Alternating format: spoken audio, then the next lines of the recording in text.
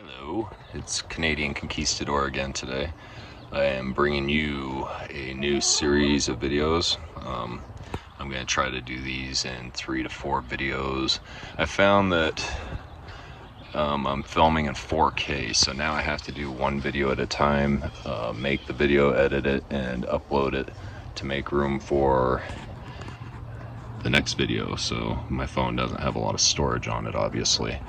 But 4K can really take a lot of space on your phone. So instead of having to lose a lot of videos like I've been lately, I'm going to film these one at a time. But this new video is going to be the intro to I'm building a geodesic dome in the backyard. It's not going to be a huge one, but it's going to be really nice to have a warm space in the fall and spring. Maybe plant figs into the ground and this video is going to show you how I'm building my geodesic dome. It's a 14-footer. Like I said, this video will be an introduction to probably 3 or 4 videos, so I hope you sit back and enjoy. These videos are not going to be my optimized sound, so you're still going to have the horrible sound recordings. I'm not bringing out my tools yet for videography. Yeah, so you'll know when those come out. I'm gonna have a new intro and new music and all that good stuff, but I already explained that in a couple videos back. But okay, sit back and enjoy this series. All right, so I've been on a roll with these projects lately. I've got a really big one that's coming up, but I'm not going to tell you what it's about yet. I'm going to keep it a secret, but it involves removing this spiral and all of its content. This means moving the trees and all these logs, and I'm telling you, this is about 4 feet thick, of about a foot thick of wood chips, and underneath that's a bunch of logs and lots of dirt, so I need to figure out where to put that. But the spiral will come back in a month or so. But in the meantime, I need to make this pretty level for this next project.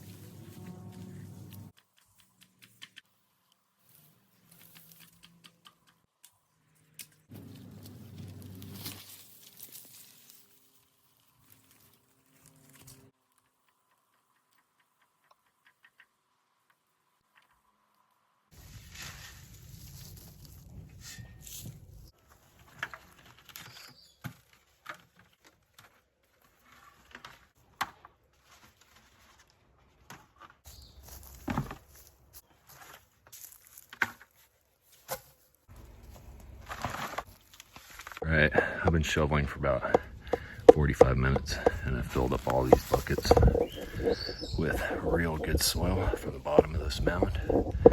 This is what I'm talking about. This is all free. You buy that much dirt, you'd be spending well over a couple $100 right there.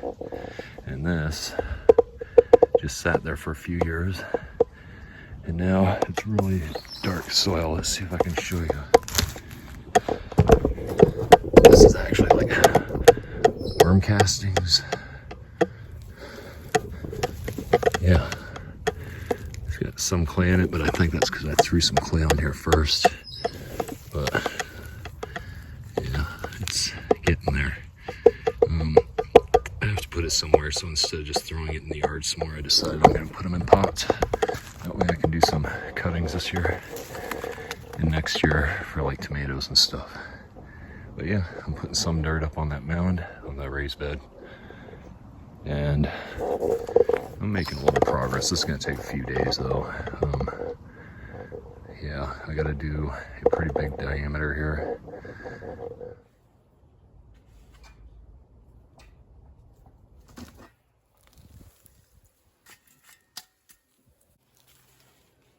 So you can see that I've been removing the dirt from the spiral, and I need to put it somewhere, so I've been building up these hugel mounds, pre-existing hugel mounds. I'm just topping them off, giving them a different shape.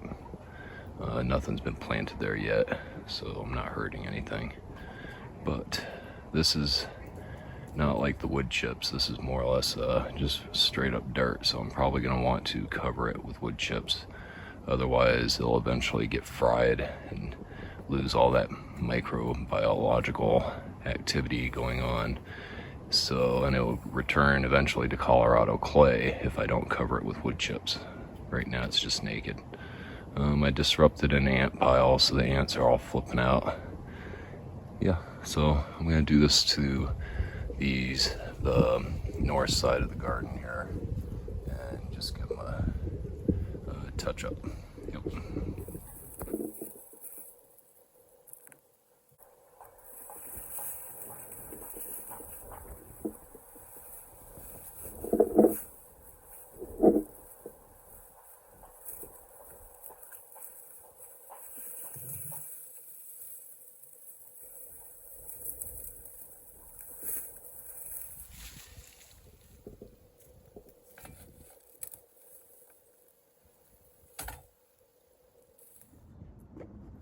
Okay, so this is about the third day I've been digging out this area, leveling it, the spiral, and I had to transplant everything that was there, of course, but this hackberry here on the ground, this thing I've had about 4 or 5 years, and it has not grown. It puts out leaves and then pretty much dies from the sun. When I excavated it today, I realized that, let me get this sucker, that about 5 of the major roots were growing it inward in a spiral. I told you once before that this is what happens with potted plants when you buy them. They grow, the big roots go straight into the root ball, and it ends up choking them out eventually. And this is kind of what happened. Why this thing isn't growing. I'll show you what I'm gonna do to try to heal this little guy and get him growing good for next season. So a long time ago, maybe a decade and a half ago, I studied bonsai, and one of the tricks they would do is they would take a fork like this, or a rake. They would rake all the roots out, and I've already gone ahead and done that. And you want to comb it like hair. You want to get all the roots so they're going outward. And the next thing we're going to do is, let me go get my pruning shears. Now, this is going to seem torturous and overkill, but I assure you that this is going to improve the growth of the roots next year and sending them in the right direction. I'm not going to talk while I'm doing this because audio is horrible on this phone, so you're just going to have to watch. Here we go. So basically, you're going to want to rake the roots that have been bound and growing inside the root ball outward so that you know what you're getting to. In this case, they were definitely curling inside the root ball. Some were so deep in there, and I just pull them out. I cut them. Some of the finer hairs, you can trim those too.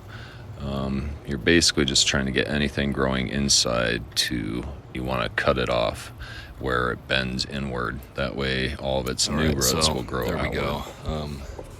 Looks pretty harsh. That's why I put a disclaimer on my videos, because if you're too afraid to do this, then I don't blame you. But here, I took off about 2/3 of the roots. There's a pile of them. About 90% of the main tap roots were all going inward, and there's a lot of new ones that were also going inward. Once they form that shape from the pot, that's it. They're just gonna keep doing spirals. So by doing this, we're releasing that callous wood that's hardened facing inward, and now all the roots have a chance to grow outward into the soil. We'll see though, next year, we'll see if it comes out healthier, if we see some growth. but I was going to pull them out and just get rid of them, but we're going to give this a try first. It appears that a blimp has crash landed in my yard, but in fact this is a sun globe that I bought off the internet for about $218. Assembly was a nightmare. Took me 3 hours. I was inside the thing, felt like 120 degrees trying to assemble it. I actually put it together. Some of the rods broke, and I took a week off before making a review video. Well, I needed that time because I was extremely frustrated and there was no way I was going to give this a good review. But you get what you pay for, right? Its intentions were to protect the banana tree and the pomegranate bush and keep them from dying to the ground during the winter. And it's still probably going to use that for that reason. But this got me thinking that this is a kid's toy. And it got me researching, and now I am going to do something a conqueror would make. Something big, more grander, more permanent. Yeah, I lost that video, that review video, so you won't be seeing that one. So instead you get to see the blimp on the ground crashed. The day after I installed this, we had 85-mile-per-hour winds, and this thing was literally going to fly up into the electrical lines. And I did not want to do that, so I threw a bunch of boulders on it, and there it lies, waiting for me to reassemble it.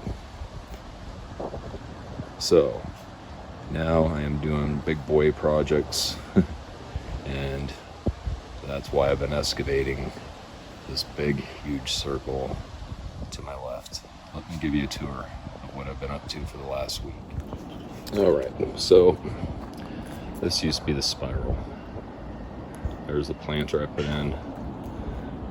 The spiral went down and around and over where the doggy is and back around and in, okay, where that little metal rod is.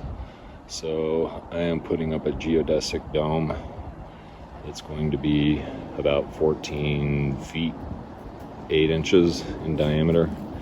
I would try to get the 17-footer in here, but it wouldn't leave room for a sidewalk going around this, so that's out of the question. So I'm opting for the smaller one. But I had to move all this dirt. This dirt was seriously, it was dirt and logs, and it was about, I would say, from where the dog is standing, maybe close to 4.5 feet tall and probably 6 or 7 feet wide. And I had to put that dirt somewhere, so you see along the fence I built a berm. That is some of it. That might be temporary, because once I put this geodesic dome back in, I'm going to have to put the dirt around it so it looks natural in its setting. So I did manage to fill a whole lot of pots with really good dirt, soil, dirt. I know some of you purists out there, but yeah, soil. So I did put a pile here. So this will be a step up. You can see these steps I put right here are rocks, and it's going to go wrap around and it'll give you a higher view of the pond when it's done. I put some of the soil up on top of the rabbit hut. Soil in the pots. Let's just look at it from here. More soil up here. See that white board right there? That is the original garden. If you go back to one of my old videos, I actually have photos of when this was productive and growing greens within it. But okay, so let's get on track.